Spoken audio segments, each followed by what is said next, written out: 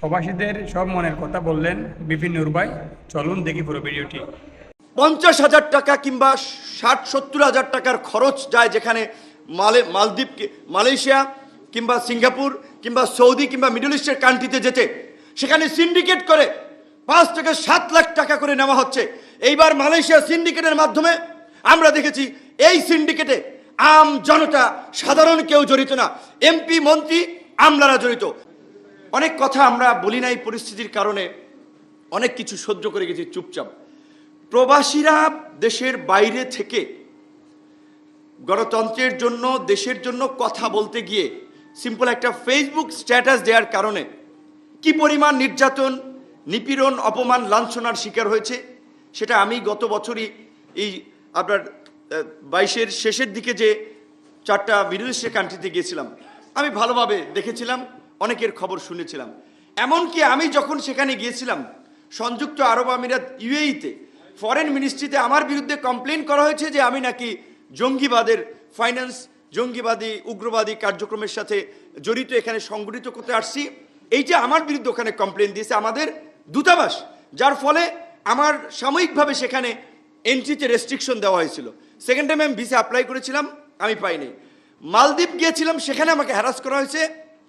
ওই প্লেনে আবার আমাকে কিন্তু ওমান ব্যাক করতে হয়েছে। আমি ওমান থেকে মালদ্বীপ গিয়েছিলাম, ওই প্লেনে আবার আমাকে ওমান ব্যাক করতে হয়েছে। আমি এটা জানাই নাই যে আতঙ্কিত হবে কেন, শুধুমাত্র ভিন্ন মতের একটা রাজনীতি করার কারণে, সরকারের বিরোধিতা করার কারণে। কাজে আজকের এই প্রোগ্রাম থেকে প্রবাসীদের দাবি দেওয়া বাস্তবায়ন হবে।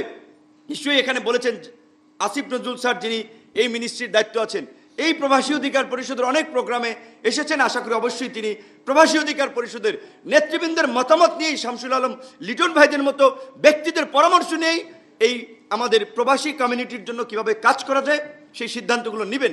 কিন্তু তার আগে এই যে শুদ্ধি অভিযান চলছে, সরকারি সমস্ত দপ্তরে দলবাজ, অসৎ, দুর্নীতিবাজ কর্মকর্তাদেরকে চাকরিচ্যুত করে, শাস্তির মুখোমুখি করে দেশপ্রেমিক, সৎ, সাহসী পেশাদারদেরকে দায়িত্ব দেওয়া, অনতিবিলম্বে বিদেশের সমস্ত দূতাবাসগুলো, হাই কমিশন, কনসুলেটে এই দলবাজ, অসৎ, চাটুকার, দুর্নীতিবাজ কর্মকর্তাদেরকে চাকরিচ্যুত করে সৎ, সাহসী পেশাদারদেরকে দায়িত্ব দিতে হবে।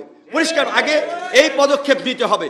তারপরে প্রবাসী অধিকার পরিষদ যে 10 দফা দাবি দিয়েছে, সেটি একেবারেই প্রবাসীদের মনের কথা। বিশেষ করে আপনারা এটা সবাই জানেন, এর চেয়ে শোষণ আর কিছু নাই যে 50,000 টাকা কিংবা 60-70,000 টাকার খরচ যায় যেখানে মালদ্বীপ, মালয়েশিয়া কিংবা সিঙ্গাপুর কিংবা সৌদি কিংবা মিডল ইস্টের কান্ট্রিতে যেতে, সেখানে সিন্ডিকেট করে 5 থেকে 7 লাখ টাকা করে নেওয়া হচ্ছে।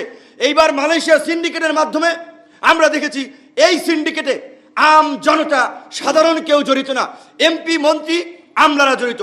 কাজেই প্রবাসের পাশাপাশি দেশের সমস্ত পর্যায়ের সিন্ডিকেট ভেঙে চুরে গুড়িয়ে দিতে হবে। সিন্ডিকেটের সাথে জড়িতদের বিরুদ্ধে শক্ত পদক্ষেপ নিতে হবে। বন্ধুগণ, আপনাদেরকে বলছি, বুঝতে হবে, সজাগ থাকতে হবে, কাজ করতে হবে।